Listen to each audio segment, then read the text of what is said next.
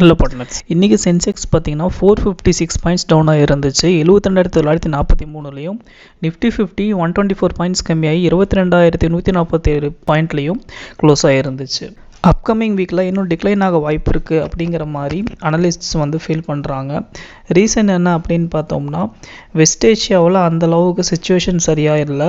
அதனால் foreign portfolio இன்வெஸ்டர்ஸ்லாம் என்ன பண்ணுறாங்க, இந்தியன் ஈக்விட்டிஸை செல் பண்ணிவிட்டு யூஎஸ் ட்ரெஷரி பாண்ட்ஸை டார்கெட் பண்ணுறாங்க. அவங்க எந்த மாதிரி மைண்ட் செட்டில் இருக்கிறாங்க அப்படின்னு பார்த்தீங்கன்னா, ஷார்ட் பீரியடில் ஹை ரிஸ்க் எடுத்தாலும் ஹை ரிட்டர்ன்ஸ் வரணும் அப்படிங்கிற மாதிரி அவங்க எக்ஸ்பெக்ட் பண்ணுறாங்க. ஏப்ரல் 18 பஜாஜ் ஆட்டோவோட Q4 ரிசல்ட்ஸ் வருது.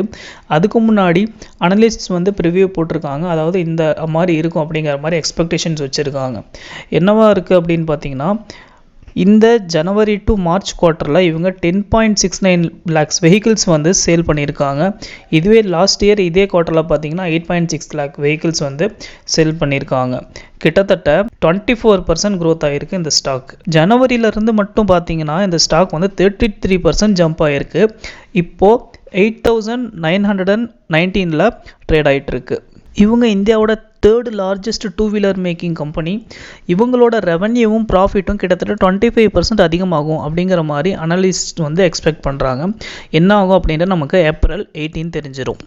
IMF அதாவது இன்டர்நேஷ்னல் மானிட்டரி ஃபண்ட் அவங்க இந்தியாவோட ஜிடிபி ஃபினான்ஷியல் இயர் 25ல் 30 பேசிக் பாயிண்ட்ஸ் அதிகமாகி 6.8% இருக்கும் அப்படிங்கிற மாதிரி சொல்லியிருக்காங்க. இவங்க இதே இயர் ஜனவரியில் 6.5% இருக்கும் அப்படிங்கிற மாதிரி இன்ஃபார்ம் பண்ணியிருந்தாங்க. இந்தியா வேர்ல்டுலேயே one of the fastest growing economy. இதுவே இவங்க என்ன சொல்லியிருந்தாங்க அப்படின்னா, சைனாவோட க்ரோத் ப்ரொஜெக்ஷன் 4.6%ல் இருக்கும் அப்படிங்கிற மாதிரி சொல்லியிருக்காங்க. இந்தியாவோட ஜிடிபி ஃபினான்ஷியல் இயர் 2026ல் 6.5% இருக்கும். இதோட ரீட்டைல் இன்ஃப்ளேஷன் ஃபினான்ஷியல் இயர் 25ல் 4.6% ஆகும், 26ல் 4.2% இருக்கும் அப்படிங்கிற மாதிரி சொல்கிறாங்க. ஸோ 2024 ஃபுல்லாக ஜிடிபி 6.8%ல் கண்டினியூ ஆகும் அப்படின்னு 2025ல் 6.5% கம்மியாக வாய்ப்பு இருக்குது அப்படிங்கிற மாதிரி IMF ஆர்டிக்கலில் சொல்லியிருக்காங்க. Next Savita oil technologies. இவங்க இந்தியாவிலேயே ஃபஸ்ட்டு எஸ்தர் மாலிகுல் தயாரிக்கிற கம்பெனி. இந்த எஸ்தர் மாலிகுல் எதுக்கு யூஸ் ஆகும் அப்படின்னா, பயோடிகிரேடபிள் அப்ளிகேஷன்ஸில் யூஸ் ஆகும். அப்படின்னா மெடிசின்ஸ் தயாரிக்கிறப்பவும், அது மட்டும் இல்லாமல் 2-wheeler 3-wheeler எலக்ட்ரிக் வெஹிக்கிள்ஸில் இது யூஸ் ஆகும். இந்த ஷேர் இன்னைக்கு 52 வீக் ஹையை டச் பண்ணியிருந்துச்சு. கிட்டத்தட்ட 549 வரைக்கும் டச் பண்ணிச்சு. லாஸ்ட்டாக க்ளோஸ் ஆகிறப்ப 53 rupees அதிகமாகி 542ல் க்ளோஸ் ஆகிருந்துச்சு. கம்பெனி இந்த எஸ்தர் மாலிகுலை வச்சு டேட்டா சென்டர்ஸில் யூஸ் பண்ணுறதுக்காகவும் பிளான் பண்ணிட்டு வராங்க. இந்த டெக்னாலஜியோட மார்க்கெட் ஒர்த் எவ்வளோ அப்படின்னு பார்த்தீங்கன்னா 400 million. இது 2031ல் 2 billion ஆகும் அப்படிங்கிற மாதிரி இவங்க எக்ஸ்பெக்ட் பண்ணுறாங்க.